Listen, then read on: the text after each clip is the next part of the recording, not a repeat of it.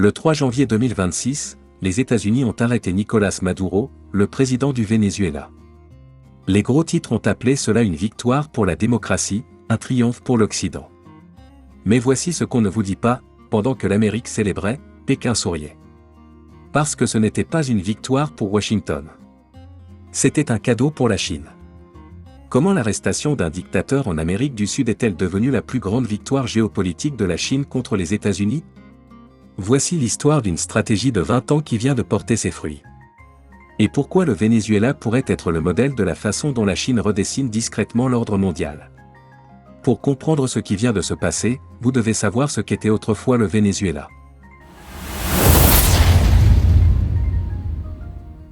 Dans les années 1970 et 1980, le Venezuela était riche. Je parle du pays le plus riche d'Amérique du Sud. Ils avaient du pétrole, beaucoup de pétrole. Les plus grandes réserves prouvées de pétrole de la planète, plus de 300 milliards de barils. Les gens l'appelaient l'Arabie Saoudite de l'Occident. Caracas, la capitale, ressemblait à Miami. Les Vénézuéliens voyageaient en Europe pour des virées shopping. La monnaie, le bolivar, était si forte que les habitants prenaient l'avion pour les États-Unis juste pour acheter des courses. C'était ce niveau de prospérité. Le pays nageait dans les pétrodollars. Pendant des décennies, le Venezuela était l'envie de l'Amérique latine. Mais ensuite, les choses ont commencé à s'effondrer. En 1999, Hugo Chavez est arrivé au pouvoir. Chavez était un populiste, un agitateur, qui promettait de redistribuer la richesse, de prendre aux riches pour donner aux pauvres. Ça sonne bien sur le papier, n'est-ce pas? Mais ces politiques ont été économiquement désastreuses. Il a nationalisé des industries, saisi des propriétés privées, expulsé des compagnies pétrolières étrangères, et dépensé de l'argent que le gouvernement n'avait pas. Au début, quand les prix du pétrole étaient élevés, ça a fonctionné. Les gens l'adoraient. Logement gratuit, nourriture subventionnée, extension des soins de santé. Mais les fondations étaient pourries. Il construisait un château de cartes sur les revenus du pétrole. Et quand les prix du pétrole ont fini par chuter, tout allait s'écrouler. Et dans les années 2010, tout s'est effondré. Les prix du pétrole se sont effondrés de plus de $100 le baril à moins de $30. La compagnie pétrolière publique du Venezuela, PDVSA, était tellement corrompue et mal gérée que la production a chuté de 75%. Les travailleurs qualifiés ont fui, les équipements sont tombés en panne, l'argent a cessé de rentrer, l'économie est partie en chute libre. En 2018, l'inflation a atteint 1 million %. Laissez ça entrer, 1 million %. Une tasse de café qui coûtait 100 bolivars le matin coûtait 2 cents le soir. Les économies de toute une vie devenaient sans valeur du jour au lendemain. Les supermarchés avaient des rayons vides. Les hôpitaux manquaient de médicaments de base. Les mères ne trouvaient pas de lait infantile. Les gens mangeaient dans les poubelles. Plus de 7 millions de Vénézuéliens, environ un quart de la population, ont fui le pays. C'est devenu l'une des plus grandes crises de réfugiés de l'histoire moderne. Et ensuite, les États-Unis sont intervenus avec des sanctions. Washington voulait faire tomber Maduro, alors ils ont coupé le Venezuela du système financier mondial. Ils ont interdit les exportations de pétrole vénézuélien vers les États-Unis, gelé des milliards d'actifs, et ciblé toute personne faisant des affaires avec Caracas. L'intention était de provoquer un changement de régime, d'étrangler le gouvernement jusqu'à ce qu'il s'effondre. Mais les sanctions ont empiré les choses pour les gens ordinaires. Le Venezuela est devenu isolé, coupé, abandonné. C'était un pays assis sur une montagne d'or, en train de mourir de faim. L'Occident, dirigé par les États-Unis, s'est retiré. Les nations européennes ont cessé de prêter. Le FMI a refusé d'aider. Les banques internationales ont fermé leurs portes. Le Venezuela est devenu un État paria, rejeté par l'ordre mondial. Mais voilà le point, quand tout le monde part, quelqu'un finit toujours par entrer. La nature a horreur du vide. Et pendant que l'Occident s'occupait d'isoler le Venezuela, de le punir, d'essayer de le forcer à se soumettre, un pays construisait discrètement, patiemment, une relation. La Chine. La stratégie de la Chine au Venezuela n'a pas commencé en 2026. Elle a commencé il y a 20 ans. Pendant que l'Occident était concentré sur le Moyen-Orient, menant des guerres en Irak et en Afghanistan, la Chine prêtait discrètement de l'argent à un pays que la plupart des gens avaient oublié. En 2007, la Chine et le Venezuela ont signé leur premier grand accord pétrole contre prêt. L'accord était simple. La Chine prêterait au Venezuela des milliards de dollars. En échange, le Venezuela expédierait du pétrole vers la Chine avec une remise. Ce n'était pas de la charité, c'était stratégique. La Chine avait besoin d'énergie pour alimenter son économie en plein boom, et le Venezuela avait besoin de liquidités. C'était un match parfait. En 2010, la Chine avait prêté au Venezuela plus de 50 milliards de dollars. Et les prêts ont continué. Le Venezuela a utilisé l'argent pour construire des infrastructures, des projets de logement, même un satellite. Les entreprises de construction chinoises se sont installées.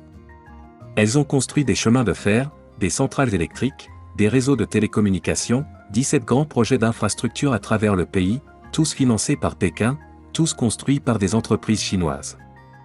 Sur le papier, cela ressemblait à de l'aide au développement. Mais en réalité, la Chine achetait de l'influence. Chaque dollar prêté avait une ficelle attachée. Chaque projet terminé était un nouveau levier. Puis, en 2015, quand les prix du pétrole se sont effondrés et que les États-Unis ont imposé des sanctions au Venezuela, la Chine est devenue l'acheteur de dernier recours. Personne d'autre ne voulait toucher au pétrole vénézuélien. C'était toxique, mais la Chine a continué d'acheter. Il ne se souciait pas de démocratie ou de droits humains. Il se souciait de sécurité énergétique et de positionnement géopolitique. Pendant que les entreprises américaines se retiraient, les entreprises d'État chinoises ont doublé la mise. Elles ont acheté des parts dans des champs pétrolifères vénézuéliens, pris le contrôle de raffineries, et verrouillé des contrats d'approvisionnement pour des décennies. En 2020, le Venezuela devait à la Chine au moins 20 milliards de dollars, peut-être plus. Le chiffre exact est flou parce que les accords ont été conclus discrètement, derrière des portes closes, avec peu de transparence. Mais ce qui est clair, c'est ceci, la Chine est devenue le plus grand créancier du Venezuela et son partenaire commercial le plus important. Aujourd'hui, environ 60% des exportations de pétrole du Venezuela vont vers la Chine. Ce n'est pas un partenariat. C'est une dépendance. Et maintenant, voici là où ça devient intéressant. Cette stratégie n'est pas nouvelle. Elle est ancienne. Pendant plus de 2000 ans, la Chine a pratiqué quelque chose appelé le système tributaire. De petits royaumes autour de la Chine envoyaient des cadeaux, payaient un tribut, et en retour, ils recevaient protection, accès au commerce et légitimité. La Chine n'avait pas besoin de les envahir. Elle n'avait pas besoin de les coloniser. Elle avait juste besoin de les rendre dépendants. L'empereur ne conquiert pas. Il attire. Et une fois que vous étiez dans le système, vous ne pouviez plus en sortir. Vous aviez besoin de la Chine plus que la Chine n'avait besoin de vous. C'est exactement ce qui se passe au Venezuela. Tout comme ces anciens royaumes devaient envoyer un tribut à Pékin, le Venezuela doit maintenant envoyer du pétrole. La Chine n'a pas besoin d'occuper Caracas. Elle n'a pas besoin de base militaire ni de changement de régime. Elle a juste besoin que le Venezuela continue de pomper du pétrole et de l'expédier vers l'Est. La beauté de ce modèle, c'est qu'il est invisible. Il n'y a pas de chars dans les rues, pas de soldats étrangers au sol. Juste des prêts, des contrats, et des pétroliers. Et voici le point clé. Pendant que les États-Unis utilisaient les sanctions comme une arme, essayant d'isoler le Venezuela et de le forcer à changer, la Chine a utilisé l'argent comme une corde. L'Amérique a repoussé le Venezuela. La Chine l'a attiré. Les États-Unis ont rendu le Venezuela désespéré. La Chine s'est rendue indispensable. Washington pensait jouer dur. Pékin jouait sur le long terme. En 2024, la Chine était devenue, de fait, la bouée de sauvetage économique du Venezuela. Quand Maduro avait besoin d'argent, il appelait Pékin. Quand il avait besoin de vendre du pétrole, il appelait Pékin. Quand l'Occident l'abandonnait, Pékin était là, bras ouverts et portefeuille ouvert. Ce n'était pas de l'amitié. C'était une stratégie. Et ça a marché. Mais cette stratégie n'avait pas encore atteint son plein potentiel. La Chine avait de l'influence, oui. Mais elle n'était pas dominante. Le Venezuela restait un problème, instable, imprévisible.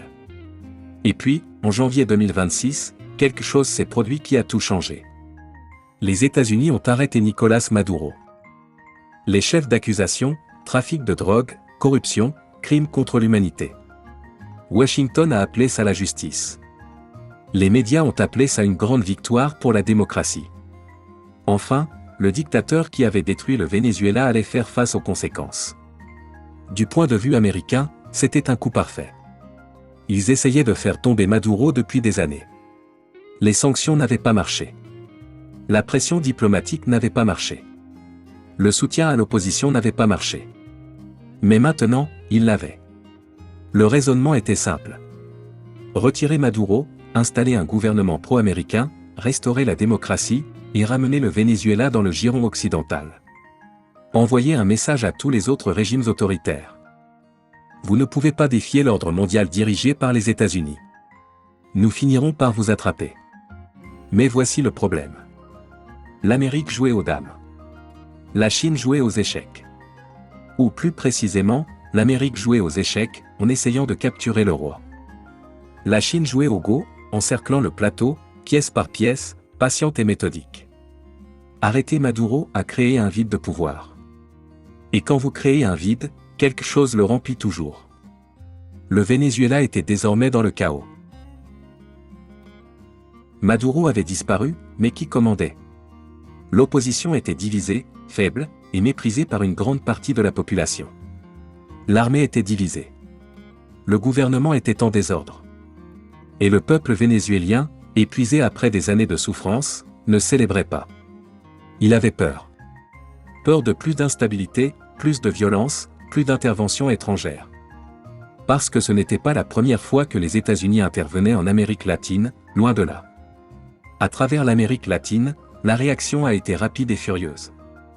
Le Mexique, le Brésil, la Colombie, même des pays qui s'étaient opposés à Maduro, ont condamné l'arrestation. Ils y ont vu de l'impérialisme américain, le même vieux scénario. Les États-Unis décident qui doit être au pouvoir et qui ne doit pas. Les États-Unis arrêtent des dirigeants étrangers sur un sol étranger. Les États-Unis dictent les règles. Et les Latino-Américains ont une longue mémoire. Ils se souviennent des coups d'État, des interventions, des opérations de la CIA. Cela ressemblait à une histoire qui se répétait. Et c'est là que la Chine a fait son mouvement. Pékin a publié un communiqué, soigneusement formulé, diplomatique, mais clair. Nous respectons la souveraineté de toutes les nations. Nous croyons en la non-ingérence dans les affaires intérieures. L'avenir du Venezuela doit être décidé par le Venezuela, pas par des puissances extérieures. Ça sonnait raisonnable, n'est-ce pas? Ça donnait l'impression que la Chine défendait des principes, l'équité. Et pour une grande partie du monde, surtout dans le sud global, ça a résonné. La Chine n'avait pas besoin d'envahir le Venezuela. Elle n'avait pas besoin d'envoyer des troupes ni d'installer un gouvernement fantoche. Elle avait juste besoin d'être là, stable et fiable, pendant que les États-Unis paraissaient agressifs et irresponsables. C'est comme pousser quelqu'un dans l'océan, puis être surpris quand il s'accroche à la seule bouée de sauvetage disponible. Cette bouée, c'était la Chine. L'Amérique a repoussé le Venezuela. La Chine était prête à l'attraper. Et voici la brillance de la stratégie chinoise. Ils n'ont pas besoin que le Venezuela devienne un allié politique. Ils n'ont pas besoin que Caracas vote avec Pékin à l'ONU, ni qu'il adopte le communisme à la chinoise. Ils ont juste besoin de 3 choses. 1. L'accès au pétrole du Venezuela. 2. Le contrôle de ports stratégiques et d'infrastructures. 3. Une victoire symbolique, une démonstration que la Chine peut offrir une alternative à l'ordre dirigé par l'Occident. C'est tout. Tout le reste est optionnel. Les médias d'État chinois ont martelé le message. Plus l'Amérique sanctionne, plus elle perd d'amis. Plus l'Amérique intervient, plus les pays se tournent vers la Chine. Et ils n'avaient pas tort. Chaque sanction, chaque intervention, chaque arrestation, fait apparaître Washington comme le harceleur. Et la Chine peut jouer le rôle du partenaire raisonnable, celui qui ne vous fait pas la leçon sur la démocratie ou les droits humains. Celui qui veut simplement faire des affaires. Maintenant, vous vous dites peut-être, d'accord, mais ce n'est qu'un pays. Le Venezuela est petit, il est en difficulté. Pourquoi est-ce que ça compte? Parce que le Venezuela n'est pas unique. C'est un schéma. C'est un manuel. Et la Chine l'a déjà utilisé ailleurs. Regardez le Sri Lanka. La Chine leur a prêté des milliards pour construire un port à Hambantota. Le Sri Lanka n'a pas pu rembourser. Alors la Chine a pris le contrôle du port avec un bail de 99 ans. Maintenant, des navires chinois y accostent, se ravitaillent, se réapprovisionnent. Ce n'est pas officiellement une base militaire, mais ça fonctionne comme tel. Regardez le Pakistan. Le corridor économique Chine-Pakistan vaut plus de 62 milliards de dollars. Routes, chemins de fer, centrales électriques, tout construit avec de l'argent chinois. Le Pakistan dépend maintenant de la Chine pour ses infrastructures, son énergie et sa survie économique. Regardez Djibouti, un petit pays dans la corne de l'Afrique. La Chine y a construit un port. Puis elle a construit sa première base militaire à l'étranger juste à côté. Maintenant, des navires de guerre chinois patrouillent en mer Rouge. Le modèle est le même partout. Prêter de l'argent, construire des infrastructures, créer une dépendance. Et quand le pays ne peut pas payer, vous n'envahissez pas. Vous ne renversez pas le gouvernement.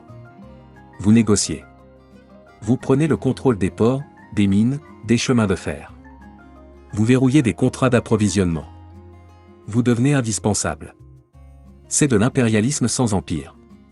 C'est du colonialisme sans colonie. C'est du soft power soutenu par une économie dure. Et ça marche. Le Venezuela était un cas test, et il vient de réussir avec brio. Vous ne pouvez pas comprendre la stratégie de la Chine aujourd'hui sans comprendre le système tributaire du passé. Pendant plus de 2000 ans, la Chine a été le centre de l'Asie de l'Est. Pas parce qu'elle conquérait tout le monde, mais parce qu'elle se rendait elle-même centre de gravité. Le système tributaire ne visait pas à construire un empire. Il visait à créer un réseau. De petits royaumes envoyaient un tribut à l'empereur chinois. Des cadeaux, du thé, des biens exotiques. Et en retour, ils recevaient protection, accès au commerce, et légitimité. Ce n'étaient pas des colonies. C'étaient des partenaires. Mais des partenaires qui avaient besoin de la Chine plus que la Chine n'avait besoin d'eux. L'empereur n'avait pas besoin d'envahir la Corée ou le Vietnam. Il venait volontairement, parce qu'être dans l'orbite de la Chine était préférable à être en dehors. Ce système s'est effondré au XIXe siècle lorsque les puissances européennes sont arrivées avec des canonnières et l'opium. La Chine a été humiliée, découpée, affaiblie. Mais la mémoire est restée. Et maintenant, au XXIe siècle, la Chine reconstruit ce système. Pas avec des tribus, mais avec des prêts. Pas avec des empereurs, mais avec des infrastructures. L'initiative Belt and Road, le projet mondial d'investissement de la Chine à 1000 milliards, est le système tributaire moderne. Et le Venezuela n'est qu'une pièce du puzzle. Regardez la carte. La Chine prête de l'argent à des pays partout en Asie, en Afrique, en Amérique latine. Elle construit des ports en Grèce, des chemins de fer au Kenya, des centrales au Pakistan, des routes au Cambodge. Elle ne fait pas ça par charité. Elle le fait parce que chaque route construite, chaque port contrôlé, chaque prêt accordé, rapproche un peu plus ce pays de Pékin. Et quand ces pays ne peuvent pas rembourser, la Chine ne pardonne pas la dette. Elle renégocie. Elle prend des parts. Elle prend le contrôle. Le Sri Lanka n'a pas pu rembourser. Alors la Chine a pris le port pour 99 ans. Le Pakistan se noie dans la dette envers la Chine. Alors Pékin obtient l'accès à des routes commerciales stratégiques et à une coopération militaire. Djibouti avait besoin d'infrastructures. Alors la Chine a construit un port, puis a installé une base militaire juste à côté. La Zambie a lourdement emprunté à la Chine pour construire des infrastructures, et maintenant des entreprises chinoises contrôlent ces mines de cuivre. Ça se produit partout. Et ce n'est pas un hasard. C'est calculé. C'est stratégique. C'est patient. La Chine ne crée pas un empire colonial. Elle crée un réseau de dépendance. Et la beauté de ce modèle, c'est qu'il ne ressemble pas à de l'impérialisme. Il n'y a pas d'invasion, pas d'occupation, pas de colonie. Juste des prêts, des contrats, et des infrastructures. Les pays signent volontairement. Ils ont besoin d'argent. Ils ont besoin de développement. Et la Chine est la seule à l'offrir sans condition politique. L'Occident dit, nous vous aiderons, mais vous devez améliorer les droits humains, organiser des élections, combattre la corruption. La Chine dit, nous vous aiderons. Sans question. Devinez quelle offre est la plus attractive pour un gouvernement en difficulté. Et c'est là que la compétition entre les États-Unis et la Chine devient vraiment intéressante. La Chine s'appuie sur les sanctions, les alliances militaires et la pression politique. La Chine s'appuie sur l'investissement, l'infrastructure et la dépendance économique. L'Amérique joue pour des victoires rapides, des résultats immédiats, des victoires visibles. La Chine joue sur le long terme. Elle pense en décennies, pas en cycles électoraux. Elle n'a pas besoin de gagner aujourd'hui. Elle a juste besoin d'être indispensable demain. La question n'est pas de savoir si l'Occident peut rivaliser. La question est de savoir s'il en a la volonté. Les pays occidentaux peuvent-ils offrir une alternative? Peuvent-ils fournir des prêts pour des infrastructures sans une dette écrasante? Peuvent-ils investir dans les nations en développement sans exiger des réformes politiques? Jusqu'ici, la réponse a été non. L'Occident fait la leçon. La Chine construit. L'Occident sanctionne. La Chine signe des chèques. Et les pays du monde entier font un choix. Ils choisissent le développement plutôt que la démocratie. Ils choisissent la Chine. Le Venezuela était un cas test. Un pays dans l'arrière-cour de l'Amérique, isolé par des sanctions, désespéré, et la Chine est intervenue. Ça a marché. Le modèle a marché. Et maintenant, la question n'est pas de savoir si la Chine va étendre cette stratégie. La question est, où ensuite? L'Afrique est pleine de pays avides d'investissement. L'Asie du Sud-Est observe attentivement. L'Asie centrale est déjà profondément dans l'orbite de la Chine. Même certaines parties de l'Europe se tournent vers Pékin pour financer des infrastructures. Le dragon n'a pas besoin de rugir pour gagner. Il a juste besoin d'attendre. Pendant que l'Amérique joue pour des victoires rapides, la Chine joue pour le long terme. Pendant que l'Amérique impose des sanctions, la Chine écrit des chèques. Pendant que l'Amérique fait la leçon sur les valeurs, la Chine construit des routes. Et au Venezuela, le jeu vient de basculer en faveur de la Chine. Alors voici la vraie question. L'Occident peut-il répondre avant qu'il ne soit trop tard? Peut-il offrir une meilleure alternative, ou bien plus de pays, un par un, vont-ils se retrouver liés à Pékin, dépendants des prêts chinois, piégés dans les infrastructures chinoises, incapables de se libérer? Parce que si le Venezuela est le plan, et ça ressemble à ce que c'est, alors le monde est sur le point de changer. L'ordre mondial que l'Amérique a construit après la Seconde Guerre mondiale, celui basé sur des alliances, des institutions et des valeurs partagées, est défié par un nouveau modèle. Un modèle basé sur l'argent, les infrastructures et la patience. Un modèle qui ne demande pas la démocratie ou la liberté. Un modèle qui demande seulement, avez-vous besoin d'un prêt? Si cette vidéo vous a aidé à voir le grand tableau de la géopolitique mondiale, assurez-vous de liker, de vous abonner, et de laisser un commentaire ci-dessous. Selon vous, où la Chine va-t-elle appliquer ce modèle ensuite? Que peut faire l'Occident pour répondre? Dites-moi ce que vous en pensez. Nous vous remercions d'avoir regardé. Nous espérons que cette vidéo vous a apporté un éclairage précieux. N'oubliez pas de vous abonner à notre chaîne et d'activer la fonction de notification pour rester au courant de nos vidéos informatives.